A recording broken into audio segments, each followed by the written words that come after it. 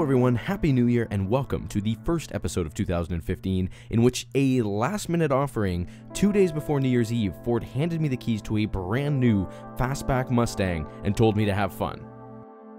Needless to say, it wasn't the most difficult task in the world.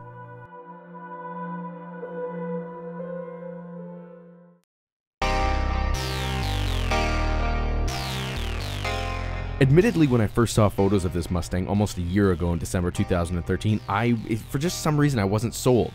But when I saw the physical model at the 2014 Toronto Auto Show and I could actually get into it and touch it and see it in person, I was in love. What I really like about the new design is that it isn't as aggressive or in your face as a Camaro or a Hellcat, but at the same time all the lines and curves of all the body panels make this one hell of a picturesque car.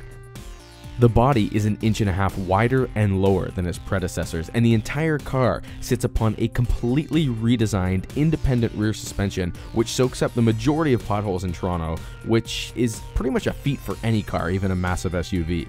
That new suspension and the overall ride quality when just flying down any road make me sort of want to call this an everyday car, something that you could use as an everyday driver, take to the shop, take your kids to school, but then still put on a track. New in this 6th generation Mustang, Ford has introduced 3 power plants. Today we're testing the 300 horsepower V6, but you can also drop in a more familiar 5-liter V8 which produces 435 horsepower, and new to the Mustang lineup this year, a 4-cylinder EcoBoost which produces 310 horsepower and should prove to be very popular among Europeans. That's the engine that had everybody in the auto industry sort of terrified but excited at the same time. For my test this week, we had a strange bit of climate, warm for the first half and buried in snow the second half. It gave me the chance to learn how tail happy this car was on drive payment. I mean, you could honestly lose the rear end of this car at 40 kilometers an hour. It's, for a gearhead, for somebody like me, it's awesome. It's so fun. And for the final half of the week, the car was actually fitted with winter tires. Well, it was fitted with winter tires the entire week, but for the final half, when the snow flew, it was actually drivable. I mean, there was no slipping, no mucking about. If I wanted to go do something, if I wanted to go pick up my girl from work, or go down to the local store, or pick something up, I could. I didn't have to say this is a rear-wheel drive, 310 horsepower car. I can't use it. No, it is usable in the winter, which is fantastic.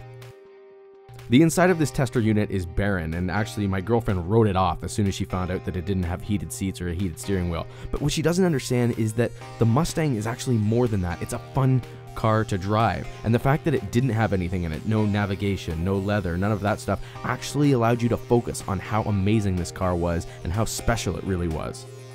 I mean, I'll admit, the seats weren't overly comfortable, and you can actually upgrade those to even more uncomfortable Recaro racing seats. But the back is surprisingly generous with legroom, and while I was under the weather on New Year's Day, I rode in there for about an hour or so, and I can say, I mean, the legroom's great, but I'll have neck problems for the rest of my life because of the headroom. So it's not a car for like really long road trips or basketball players, but if you've got kids and need to get them to school or need to get them to daycare or anywhere, the back actually works, and it's got all the proper restraints for child seats and stuff like that. Prices of the 2015 Mustang start at $24,999, and your local showroom actually should have them in stock right now. In the hands of a financially responsible person with either financing or payments or, however you want to go out buying this car, it's actually really affordable. And you could be driving around in sort of this fantastically eco-friendly Mustang engine for not that much cash at all.